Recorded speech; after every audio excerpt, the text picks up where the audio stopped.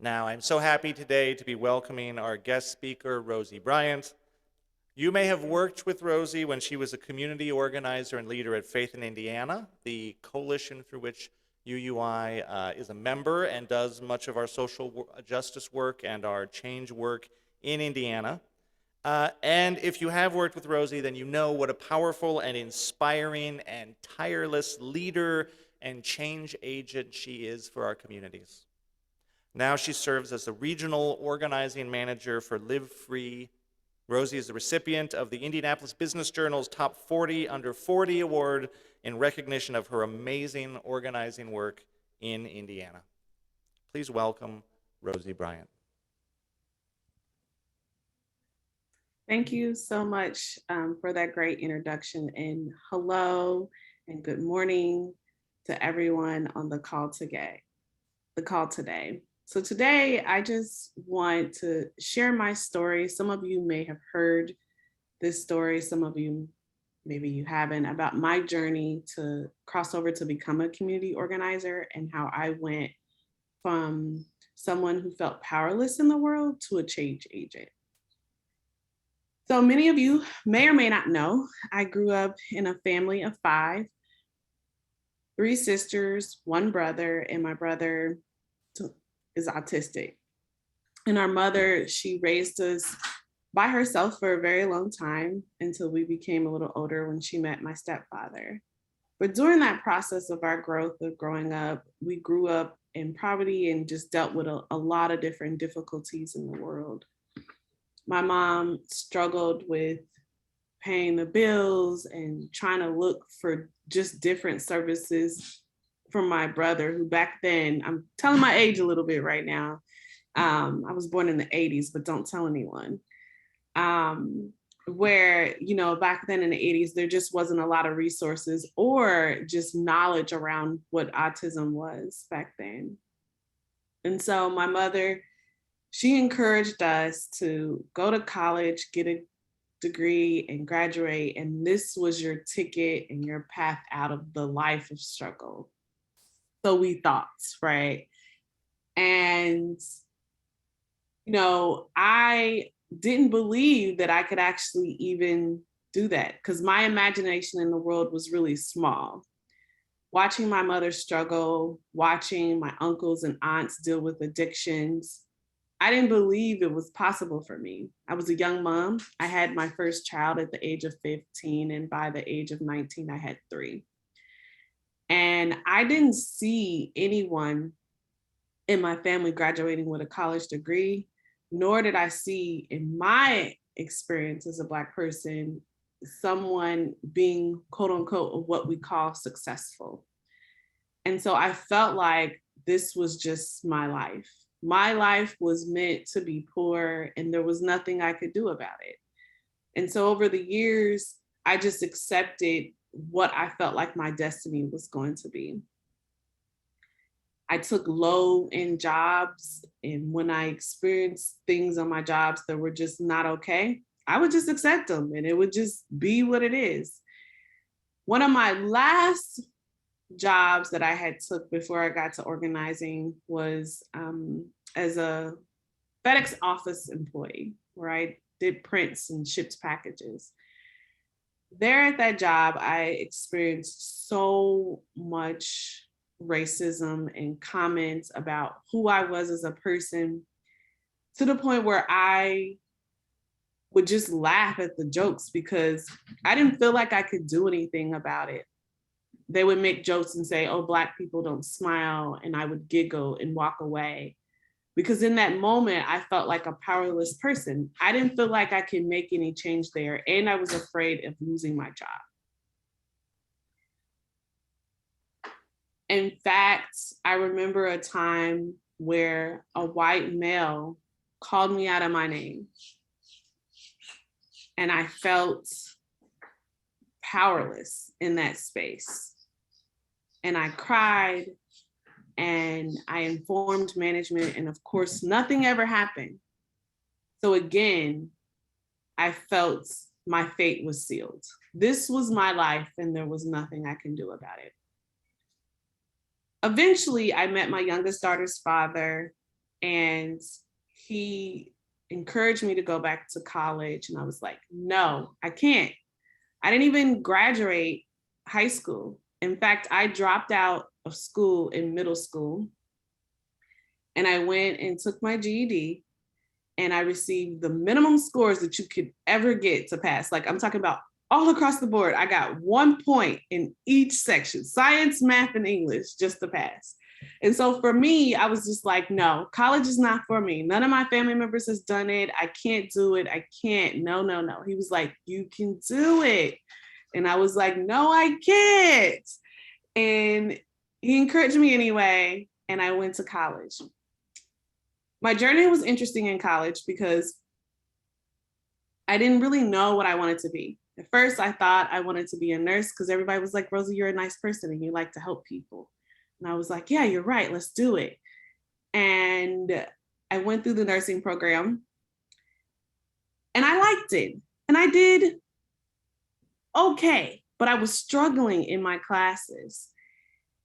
And I remember just sitting there in one of my classes, it was a finite class. And my daughter's dad was trying to tutor me in this class. And I was like, I cannot learn. And he said, Rosie, books are just words on a paper. And unless you have some type of mental illness or disease that prevents you from learning this, you can do it. And he encouraged me to do it.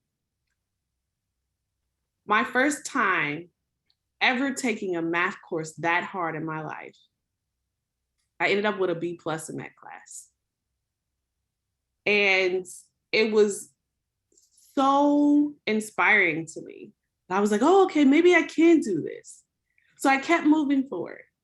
Then I came into a space where I needed money for school. I mean, we were so broke, like we didn't have any money. I was that college student that when there was a meeting, because there was food there, I was there. I was grabbing that burger, that pizza, those chips. So for those of you who do meetings in college and offer food, that is a plus. Yes, it does bring people there because I was that student. And so I had to look for some money for college. And I came across a scholarship that, I'm not gonna lie, I didn't read the details of the scholarship. I was just broke. I wrote an essay and I sent that same essay to like 20 different scholarship applications, just hoping that one of them would hit. And this one did. And when I applied, I had to do an interview. And that same day when they did the interview, I got the news back that I got the scholarship. It's a full ride scholarship. I was like, oh my gosh, I'm so excited. I can actually finish school. I received the scholarship. And it was all these things that I had to do. And I was like, what? I thought I was just going to get money and I was going to be able to finish school. Guys, this was my fault because I didn't read. I told you I was broke and I just needed some money. So I didn't pay attention. Luckily, to my benefit, this scholarship actually taught students about what is called community organizing. Never heard of it. Was like, okay, let's explore this. One of my first tasks as a scholarship recipient was to help the food service workers on campus win a union contract. Again, this was brand new to me, and union was brand new to me.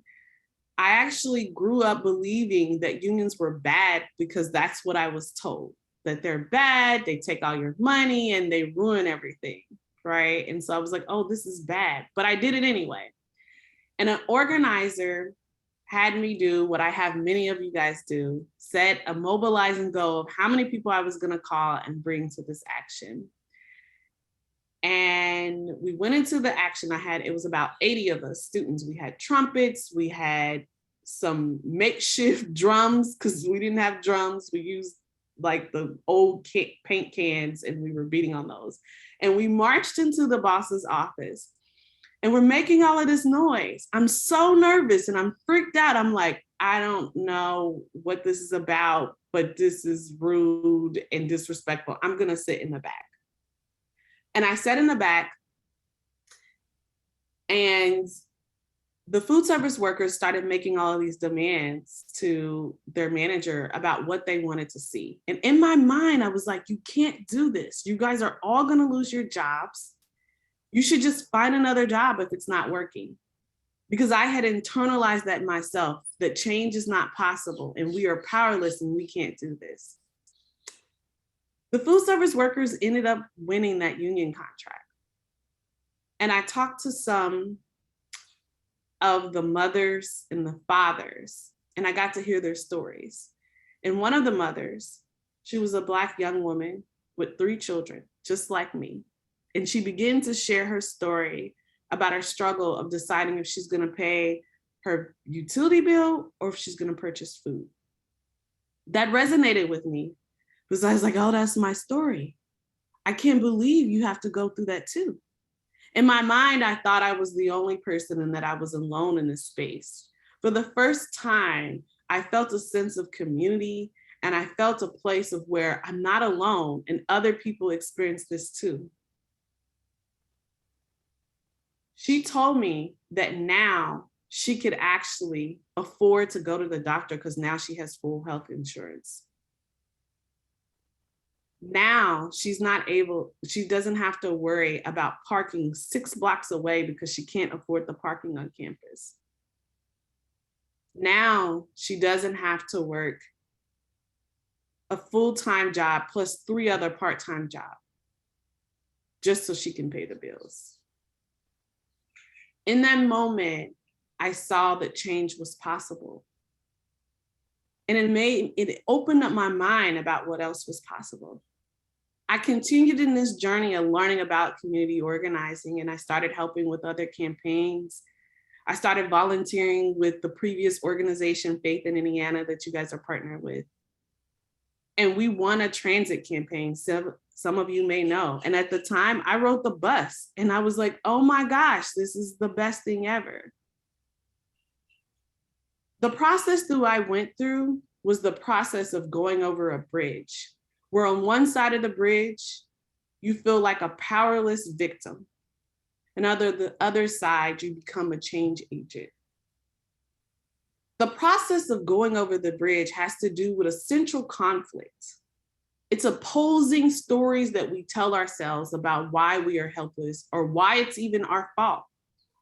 In my example, I felt like I was poor just because it was my fault. I wasn't working hard enough and there was nothing else we can do about it or just deal with it. And under those stories of powerlessness are usually very deep experiences of having to been silenced, shut down, told we don't matter. And therefore we live in a set of lies that we tell ourselves about why we are not a leader, change agent, or a person that could be powerful. And the result is a lack of taking responsibility. So you just sit back and you don't do anything. This is every human being. Some humans are more oppressed than others. Some of us, due to our race, gender, or sexual orientation, are told more systematically that we need to remain powerless because we are less than. But even white men have had some experience of powerless and embedded in that experience. We have made meaning, which has shaped our behavior. But we are all powerful in our own right. We just have to choose to decide to cross the bridge. Crossing the bridge is difficult because you don't know what's on the other side. And it takes courage and it takes risks to get to that other side. And sometimes we go back and forth across that bridge. I know I do. And we go back into hiding. But we can't hide. Because of my decision to cross over the bridge, I started my career with Faith in Indiana as a community organizer. And now we have the first ever co-governance board where citizens get to make the decision on what police policy looks like. And now we have the opportunity to keep myself safe and my community safe. We also, during the pandemic, acted quickly because we wanted to make sure people had what they needed. And we won a rental relief program that included undocumented immigrants. We also won transit that I just talked about, that's now expanded and people could get to work. There's many other things that I could talk about that we won, that some of you were a part of it. But it all started on walking across the bridge. And I want to encourage everyone on this call that you are powerful and that you too can cross the bridge.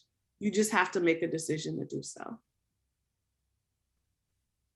Thank you, everybody. And I hope you enjoyed my story. And it was so great to be with you guys this morning. Thank you.